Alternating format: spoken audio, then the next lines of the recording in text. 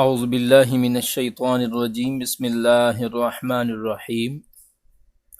معزز سامعین و ناظرین، السلام علیکم ورحمۃ اللہ وبرکاتہ۔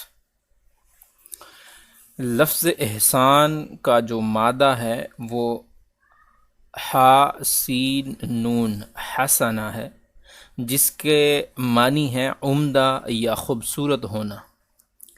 امام راغب اصفہانی رحمہ اللہ لفظ حسن کا معنی بیان کرتے ہوئے لکھتے ہیں کہ اس سے مراد ایسا حسین ہونا ہے جو ہر لحاظ سے پسندیدہ اور عمدہ ہو، اور اس کا عمدہ ہونا عقل کے پیمانے پر بھی پورا اترتا ہو، قلبی رغبت اور چاہت کے اعتبار سے بھی دل کو بھلا رکھتا ہو، اور تیسرا یہ کہ حسی طور پر یعنی دیکھنے، سننے، پرکھنے کے اعتبار سے بھی پرکشش ہو۔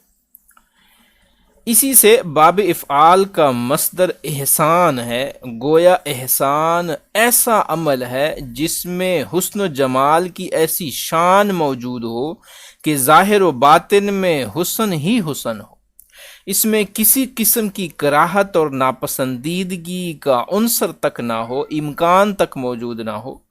بس عمل کی اسی نہایت عمدہ اور خوبصورت ترین حالت کا نام احسان ہے، اور قرآنی نام کے حوالے سے اس کو تزکیہ بھی کہا جاتا ہے۔